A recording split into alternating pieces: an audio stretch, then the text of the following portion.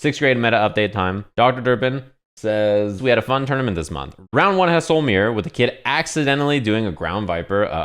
And then the rest of the match was both kids trying to replicate the move. Dude, don't let them do it again. If that move gets replicated, it's over. The speakers of whatever laptop you're using is going to explode. The principal is going to kick in the door and be like, our entire school is having an earthquake. Don't let them find that move. I did tell them how, but they were still only able to pull it off somewhere around half the time. One kid asked, yo, is this broken or bad? My guy slides for 1 billion years. That's what I'm saying. I simply become Barbados Slim and I can't be hit. Like, this move's gotta be good. Round 2 had our favorite non-bean chip player face off against Abba, who actually eliminated him. Mini Fouls gave her bestie a pop-off for her first win. Abba Kid was definitely like, Abba is broken, trust me, for real, and they couldn't get a W. Everybody has a friend like that. For her part, Abba accused him of letting her win because he has a very obvious crush on her. Her words, not mine. Damn. The accusation is singeing. I've never actually had one of the kids that can't accept a win as legit. This is like a general fighting game thing, though. You don't want to feel like you won because of some reason that's not your own effort and skill. I won because my opponent did something stupid, or they let me win,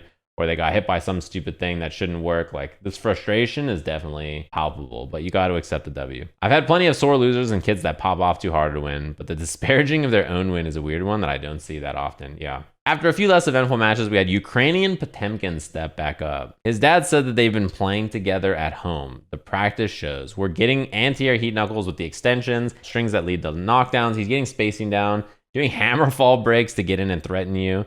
He's going to be a monster one day. Nice. The hammerfall break's great. His downfall is that it's not quite all together yet. For an example that proves a good illustration, his hammerfalls are there, but he only starts charging after he does other stuff right before he wants to hammerfall. Yeah, this is a classic where you know how to use hammerfall and you know how to use hammerfall break, but the way your brain compartmentalizes it is, I will use this hammerfall break after I use far/heavy/.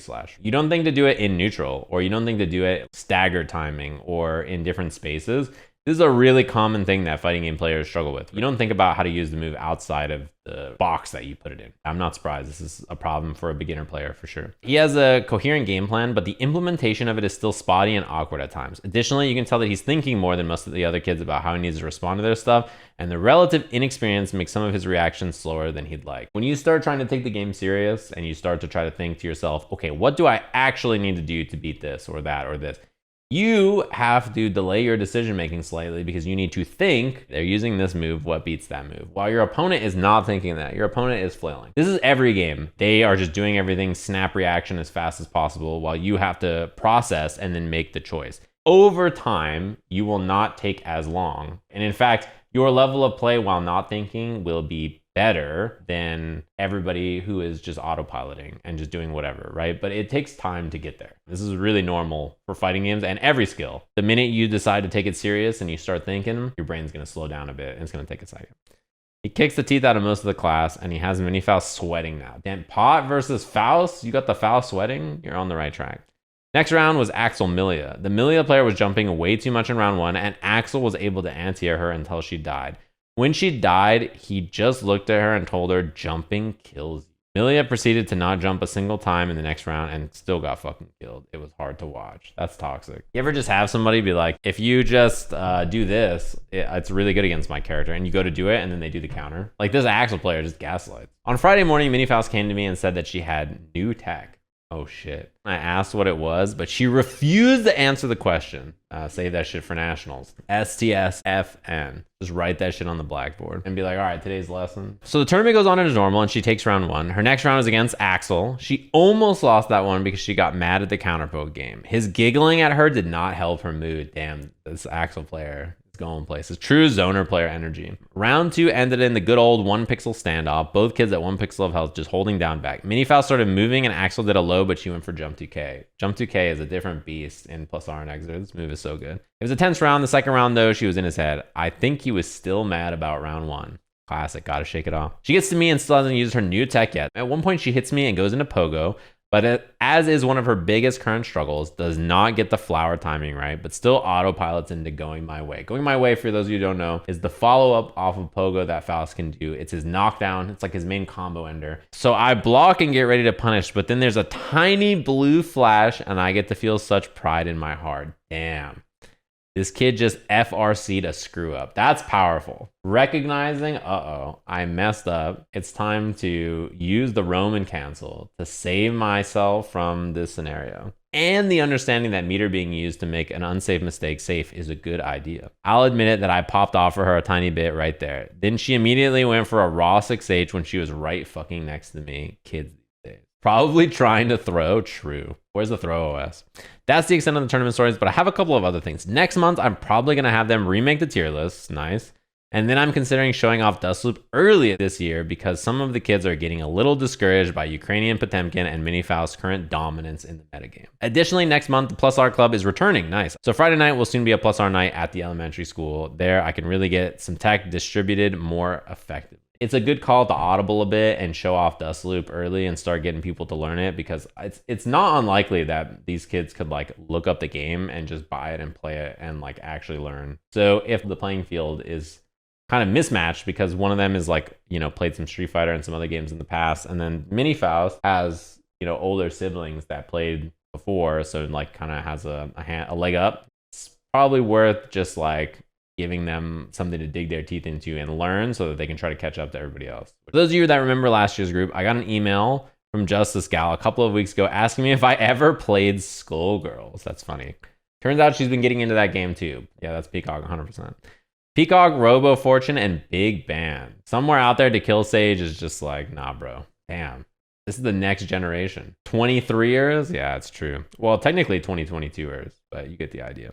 It would be so cool if any of them actually keep playing, you know what I mean? And like are interested in fighting games after this. I think it will probably happen. And I'm curious, like, you know, Street Fighter is going to come out. That'll be a big release. If any of them are going to be interested in that, because that's going to be pretty late in the school year, right? Yeah, this team is despicable. In my reply, I told her to watch Frosty Fausting's Skullgirls Top 8. Nice. Good choice. Hey, whoever's commentating Skullgirls at Frosty, language. All right? There's kids watching. Lastly, I'll be seeing you nerds at Frosty's. I've got enough time off, and I figured I may as well go lose hard in bracket. Nice. When I told my kids that I'd be gone for half of next week for the tournament, they were surprised to hear that I expect to wash out in the first round or two. If we have no tournament next month, it's because they were little jerks to the sub and didn't get their work. Nah, maybe it's actually better that way, because I'm going to tell you, as someone who was once in 6th or 7th grade with the internet, I heard lots of cursing. It's okay. Kai can scream and curse all he wants at Frosty Fausting. Feel free. Yeah, nice little update. Dude, FRCs in the meta, you'd love to see it. The lessons of accepting that your wins are your wins, you got to take that. Most people get pissed off when they're not winning enough, and then you get pissed off when you're winning, and like, you got to take it. A win is a win. It doesn't matter if the sun was in their eyes, somebody was distracting them in the background, whatever it is, a win is a win. The Ukrainian Potemkin kid is a great example. The minute you decide to take it serious and you're like, okay, I've got to be good now. Let me learn the things I need to do to be better at this, is when you feel the worst. Instead of just like doing the thing you used to do without thinking all the time, now you're constantly thinking about how to be better, and it slows you down. In the beginning of that phase, you'll be probably at your worst, and then you'll climb out from there. That's how it works. You just got to give it some time. And eventually you don't have to think anymore. You can just use your autopilot and you'll be chilling and hanging in there. And this is, I promise, it's like this for everything. It doesn't matter if it's fighting games or shooting games or MOBAs or anything that's not a video game, like music or another hobby that you're interested in. The minute you decide to take the hobby real serious, you're gonna have this problem. It's like this in everything in life, I promise. I told you guys about how I used to be a wrestler. My best friend learned how to wrestle by doing gimmicks, and I try to learn how to wrestle by doing it the right way.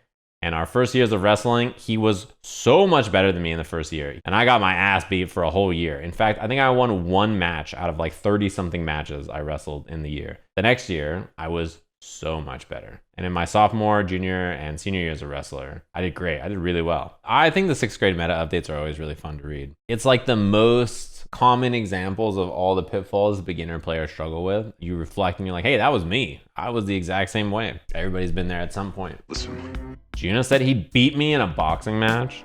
I don't think we could box. Even though he's taller than me, I think I'm much bigger than him. I'd have to do some kind of weight cut. We got to do a Sajam's boxing tournament where it's just everybody who's been claimed as a Sajam boxing. So maybe it's Tasty Steve and Brian F. Imagine the height differential. They might be the same weight class, I'm gonna be honest with you. But I have to imagine that if Tasty Steve hits anybody, they're gonna be in trouble. Won't Brian just hold turnaround punch? True.